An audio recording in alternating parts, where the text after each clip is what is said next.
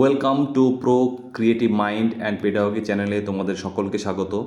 আমরা বলেছিলাম যে এখানে আমরা সমস্ত এডুকেশন রিলেটেড পরীক্ষার সমস্ত এমসিকিউ চালাবো। এর সঙ্গে সঙ্গে আমরা কিছু ক্লাসের ব্যবস্থা করেছি, সেই ক্লাসগুলো তোমরা দেখতে পাবে। তো আমাদের পরীক্ষা যেটা আমরা রিলেটেড করছি সেটা হচ্ছে এখানে যারা net education, set education, primary TET education, upper primary TET education এবং অন্য অন্য যে সিটেটগুলো হয়, সিটেট এডুকেশন বা সিটেট যে পেডাগজিগুলো হয়, সেই সিটেটের পেডাগজিগুলো আমরা সমস্ত এমসিকিউ এখানে আলোচনা করব।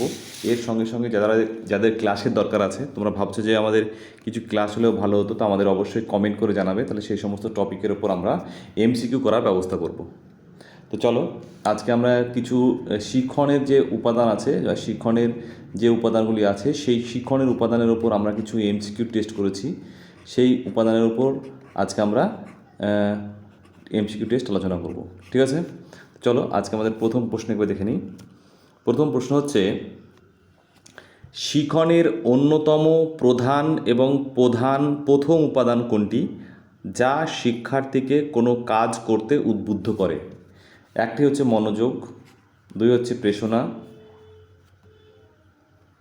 তিন হচ্ছে পরিবেশ এবং চার হচ্ছে বুদ্ধি। দেখো, মনোযোগ হচ্ছে একটি উপাদান, সেটা ঠিক, প্রেরণা উপাদান, পরিণমন উপাদান, কিন্তু এইখানে যদি আমরা বলি যে শিক্ষার্থীর অন্যতম উপাদান, যে আমাদের মধ্যে কোনো মোটিভ থাকে, যে কোনো পরীক্ষার জন্য যদি আমাদের মোটিভ থাকে, তাহলে কিন্তু সেই বিষয়ের প্রতি আমাদের ইন্টারেস্ট জাগে বা মনোযোগ জাগে। যেমন ধরো, আমাদের রাজ্যে WB টেট, ঠিক, যদি পরীক্ষা আসে তো ছাত্রদের মধ্যে খুব অ্যাটেনশন দেখা দেয়, কিন্তু যদি পরীক্ষা না আসে তো অ্যাটেনশন, সবাই বই পড়া থেকে বিচ্ছিন্ন হয়ে যায়। এখন পরীক্ষা নেই, তা আমরা কিছু কিছু ভিডিও দিয়ে শিক্ষার্থীদের মোটিভেশন রাখার চেষ্টা করছি, কিন্তু অনেক শিক্ষার্থী মন ভেঙে অনেকে পড়াশোনায় ছেড়ে দিচ্ছে। তো এর প্রধান যে শিক্ষার্থীদের প্রধান একটি যে কাজ, সেটা হচ্ছে কি, শিক্ষার্থীদের মোটিভেশন হওয়া। মোটিভেশন না থাকলে শিক্ষার্থীরা কিন্তু কখনোই সেই সমস্ত বিষয় জানতে পারবে না। তাহলে এটি প্রথম উপাদান হচ্ছে মোটিভেশন করা। দ্বিতীয় প্রশ্ন দেখো, এর পরের প্রশ্ন হচ্ছে, শিক্ষণের ক্ষেত্রে প্রেরণা বলতে কি বোঝায়? প্রেরণা বলতে কি বোঝায়? বলছে পূর্বের কোনো অভিজ্ঞতা মনে রাখা, এটা তো আমরা স্মৃতি বলতে পারি, দুই, বলছে শিক্ষণের অর্জিত তথ্য ভুলে যাওয়া, এটাকে আমরা কি বলতে পারি? বিস্মৃতি বলতে পারি। যদি আমরা কোনো কিছু ভুলে যাই তাহলে আমরা তাকে কী বলি? তাকে বিস্মৃতি বলি। আর যদি মনে রাখতে পারি তাহলে স্মৃতি বলি। আর 3 নম্বর বলছে কি, শুধুমাত্র পুরস্কার লোভে, এই যে শুধুমাত্র যদি কোনো শব্দ থাকে, সেগুলো ভাববে এগুলো নেগেটিভ অর্থে ব্যবহার করা হয়। আর ব্যক্তির অভ্যন্তরীণ এক অবস্থা যা তাকে লক্ষ্য অভিমুখে চালিত করে, এইটাই হচ্ছে মোটিভেশন। তাহলে মোটিভেশন কাকে বলে? ব্যক্তির অভ্যন্তরীণ অবস্থা যা তাকে নিজের লক্ষ্যে চালিত করে। দেখা যাচ্ছে আমাদের লক্ষ্য, আমরা এখানে আছি, এইবার আমাদের লক্ষ্য হচ্ছে টেট। যদি আমাদের টেট লক্ষ্য হয়, তাহলে এই যে আমাদেরকে এই সংক্রান্ত বিভিন্ন যে কাজ করতে আমাদের উদ্দীপ্ত করছে ভিতর থেকে, যে আমরা এই যে ভিডিওটা দেখছি এখন, সেটা তো আমাদের ভিতর থেকে কেউ বলছে, নাহলে এই ভিডিও আমরা কেন দেখবো? আমরা তো অন্য এন্টারটেনমেন্ট ভিডিও দেখতে পারি। তাহলে এই যে আমাদের এক জায়গায় স্থির করে রাখছে, একে বলা হয় মোটিভেশন। তাহলে আমরা বলতে পারি মনের অভ্যন্তরীণ এক প্রকারের শক্তি যা আমাদের কোনো কাজকে উদ্দীপিত করে, তাকে বলা হয় প্রেরণা। ক্লিয়ার? তার প্রশ্ন দেখো, বলছে মনোযোগের একটা বস্তুগত বা অবজেক্টিভ নির্ধারক। তাহলে তীব্রতা, কৌতূহল, প্রবৃত্তি এবং আগ্রহ। তাহলে এখানে আমরা দেখব যে তীব্রতা, কৌতূহল, এটা হচ্ছে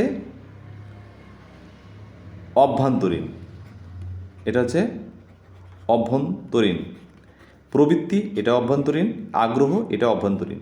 তাহলে আমাদের কি থাকলো হচ্ছে তীব্রতা, এটা হচ্ছে বস্তুগত। এই বস্তুগতকে মনোযোগের তীব্রতাকে মনোযোগের বস্তুগত কারণ বা বস্তুগত নির্ধারক বলে থাকে। ক্লিয়ার? তারপর প্রশ্ন দেখো, এটা 3 নম্বর প্রশ্ন হলো। এবার আমরা 4 নম্বর প্রশ্ন আসবো।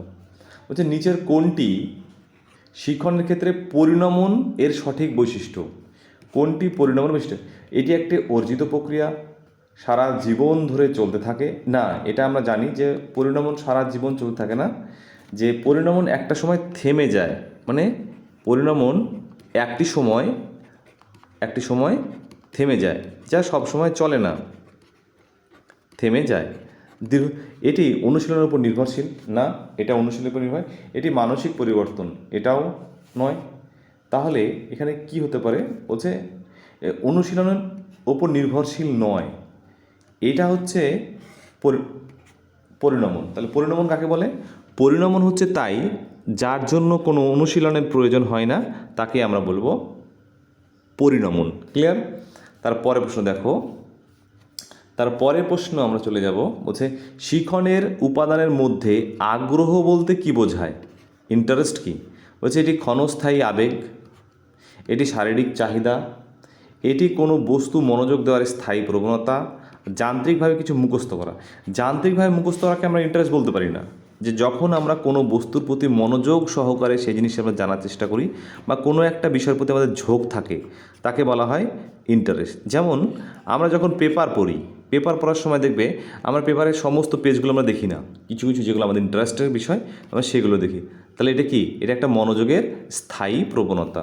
তারপরে প্রশ্ন দেখো, ওই যে এটা যে থার্স্টন হবে, হ্যাঁ, থ্যারস্টন হয়ে গেছে বাংলায়, কিন্তু ইংরেজিতে থার্স্টনের দলগত উপাদান তত্ত্বে কয়টি প্রাথমিক মানসিক ক্ষমতা বলা হয়েছে? কয়টি? 5টি, 2টি, 10টি এবং 7টি। তোমরা সবাই জানো যে থার্স্টন তার দলগত উপাদানের 7টি উপাদানের কথা বলেছে। তারপরে প্রশ্ন দেখো, যে শিখনের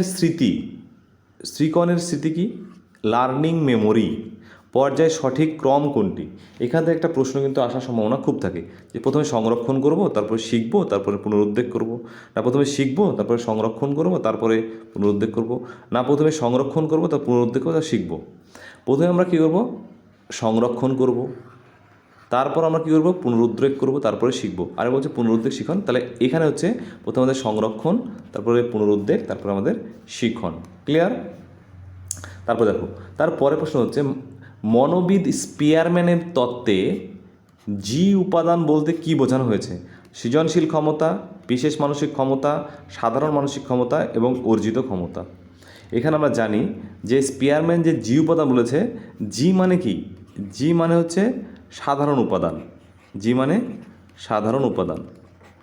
সাধারণ উপাদান আমরা জানি যে স্পিয়ারম্যান তার উপাদানে দুটি কথা বলেছেন, একটা যে জি জেনারেল বা সাধারণ উপাদান, আর একটা যে স্পেশাল বা এস উপাদান, বা একে আমরা বলি বিশেষ উপাদানের কথা বলেছে। তাহলে দুটো উপাদানের কথা বলেছে, একটা যে সাধারণ উপাদান, একটা হচ্ছে বিশেষ উপাদান। তাহলে এখানে কি বলছে যে জি বলতে কি বোঝায়? জি বলতে আমরা সাধারণ উপাদান, এখানে অর্জুনের কথা বলা হয়নি। তাহলে এটি হচ্ছে জি, এটি হচ্ছে এস, আর এইটি হচ্ছে আমাদের চ্যানেল, ক্রিয়েটিভ পাওয়ার, অন্য কিছু। এটা সৃজনশীলতার সঙ্গে সম্পর্কযুক্ত। আমাদের প্রথম ভিডিওটা দেখলে তোমরা এই ব্যাপারটা জানতে পারবে ভালো করে। ঠিক আছে? তারপর প্রশ্ন দেখো, তারপরে প্রশ্ন হচ্ছে মনোযোগের একটি অভ্যন্তরীণ বা ব্যক্তিগত নির্ধারক। আগেরটা আমরা কী পড়েছিলাম? আগেরটা পড়েছিলাম বস্তুগত। তাহলে পুনরাবৃত্তি, একই কাজ বারবার হওয়া, মেজাজ, নতুনত্ব, আকার। হ্যাঁ, নতুনত্ব মানে বাইরের, আকার বাইরের, এ দুটো বাইরের। পুনরাবৃত্তি, একই কাজ যদি বারবার করা হয় আমরা দেখতে পাই, তাহলে আমরা তাকে পুনরাবৃত্তি বলি। কিন্তু মেজাজ, এটা কি? মেজাজটা কিন্তু আমাদের ব্যক্তিগত নির্ধারকের মধ্যে পড়ে। ক্লিয়ার? তারপরে প্রশ্ন দেখো, তাহলে আমরা বলবো কি? মেজাজ হচ্ছে আমাদের মনোযোগের ব্যক্তিগত নির্ধারক। তোমরা আগে কী করবে? ভিডিওটা প্রথমে পজ করে নেবে, থামিয়ে নেবে, হ্যাঁ, তারপর তোমরা নিজেরা কোশ্চেন করে নেবে, তারপর আমাদের এগুলো দেখবে, উত্তরগুলো দেখবে। বুদ্ধির পরিমাপের জন্য ইন্টেলিজেন্স কোয়ার্টাইন ধারণাটি প্রথম কে দেন? স্টান, ওয়াটসন, স্কিনার এবং পিয়াজে। আমরা জানি যে বুদ্ধির ধারণার ক্ষেত্রে যে ধারণা প্রথম দেন তিনি হচ্ছেন স্টান। মনোবিদ স্টান বুদ্ধির ধারণাটি বা বুদ্ধি পরিমাপের জন্য যে ধারণা সেটির কথা প্রথম বলেন। তারপরে প্রশ্ন চলে এসো আমাদের, হচ্ছে শিখনের ক্ষেত্রে পরিবেশ কিভাবে কাজ করে? শিখনের ক্ষেত্রে পরিবেশ কিভাবে কাজ করে? এটি কেবল নেতিবাচক প্রভাব ফেলে, এটি জন্মগত বিষয়, এটি কোনো প্রভাব ফেলে না, এটি উদ্দীপক হিসেবে কাজ করে। তাহলে পরিবেশ কিন্তু অবশ্যই কোথাও না কোথাও উদ্দীপক হিসেবেই কাজ করে, প্রভাব ফেলে না এরকম নয়, প্রভাব তো ফেলে। তাহলে সব পরিবেশে তো আমরা পড়াশোনা করতেই পারতাম না, তাই না? তারপর প্রশ্ন দেখো, শিখনের কয়টি প্রধান স্তর পর্যায় রয়েছে? 5টি, 2টি, 3টি এবং 1টি। শিখনের কয়টি প্রধান স্তর বা পর্যায় রয়েছে? সেটা 2টি, 5টি, 2টি, 3টি এবং 1টি। এখানে দেখো শিখনের যে স্তর আছে সেটা হচ্ছে 3টি। কী কী? একটা হচ্ছে প্রথমে গ্রহণ, প্রথমে আমরা কোনো কিছু গ্রহণ করব, তারপর হচ্ছে ধারণ, গ্রহণের পর আমরা করবো কি ধারণ করবো, তারপর পুনরুদ্বেগ, তারপর হচ্ছে পুনরুদ্রেক। এই 3টি পর্যায়ের মাধ্যমে আমাদের শিখন সম্পন্ন হয়ে থাকে। তাহলে শিখনের যদি বলি কয়টি স্তর রয়েছে, তাহলে আমরা বলি শিখনের 3টি স্তরের কথা বলা হয়েছে। ক্লিয়ার? তারপরটা দেখো, তারপরে বলছে মনোযোগের বিকাশমান স্তর বলতে কি বোঝায়? মনোযোগের বিকাশমান স্তর, বিকাশমান স্তর মানে কি? বলছে মনোযোগহীনতা থাকবে, মানে মনোযোগ যেখানে থাকবে না, স্বতঃস্ফূর্তভাবে মনোযোগ দেওয়া, জোর করে মনোযোগ দেওয়া, ভয়ে মনোযোগ দেওয়া। তাহলে আমরা জানি যখন কোনো শিক্ষার্থী কোনো বিষয়ের উপর নিজে থেকেই বা স্বতঃস্ফূর্তভাবে মনোযোগ দেয় তখন তাকে বলা হয় মনোযোগের বিকাশ মান। স্বতঃস্ফূর্তভাবে মনোযোগ দেওয়াকে বলা হয় মনোযোগের বিকাশ মান। ক্লিয়ার? তারপরে প্রশ্ন দেখো, তারপরে প্রশ্ন বলছে যে নিচের কোনটি শিখনে একটা জৈবিক উপাদান? জৈবিক মানে আমরা বলবো যে প্রধান। বলছে এই যে সামাজিক মূল্যবোধ, শিক্ষকের আচরণ, লাইব্রেরির সুযোগ সুবিধা, বংশগতি। দেখো আমরা জৈবিক উপাদানের ক্ষেত্রে আমরা বংশগতিকে জানি। লাইব্রেরি কিন্তু এখানে জৈবিক উপাদানের সাথে কোনো প্রভাবই পড়ে না। তাহলে আমরা বলবো যে জৈবিক উপাদান বা শিখনের একটি জৈবিক উপাদান হলো বংশগতি।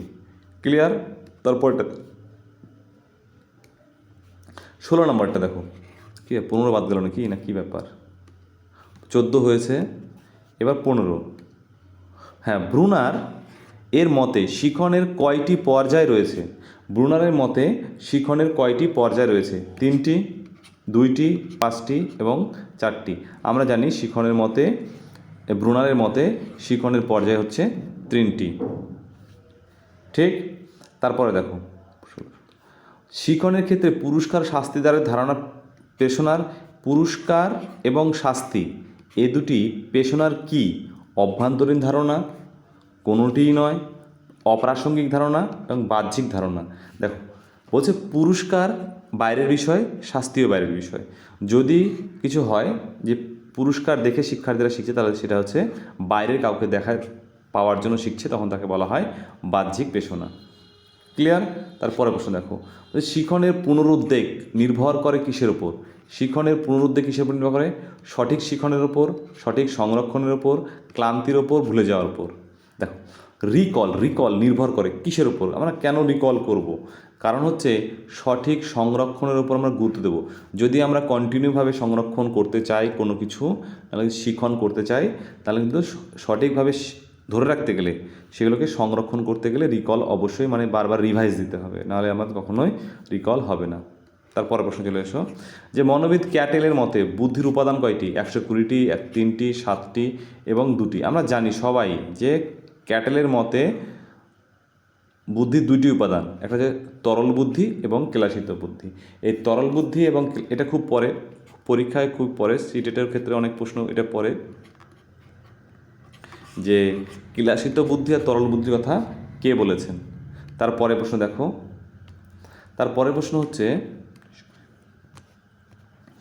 শিখনের পথে একটি প্রধান অন্তরায় মানে আমরা জানি বাধা কোনটি? ধৈর্য, উপযুক্ত প্রেষণা, ক্লান্তি এবং আগ্রহ। ধৈর্য কখনোই নয়, ক্লান্তি শিখনের ক্ষেত্রে একটা বাধা। যদি আমরা কোনো কিছুতে ক্লান্তি বোধ করি তাহলে কিন্তু সেই বিষয়ে আমরা শিখতে পারবো না। তারপরে প্রশ্ন দেখো, তারপর হচ্ছে গার্ডনারের মতে বহুমুখী বুদ্ধির তত্ত্ব কয়টি বুদ্ধির কথা বর্তমান স্বীকৃত? 5টি, 12টি, 8টি এবং 3টি। এটি তোমরা অবশ্যই কমেন্ট করে জানাবে। এরপরে তোমাদের কী কী বিষয় দরকার সেগুলো আমাদের জানাবে।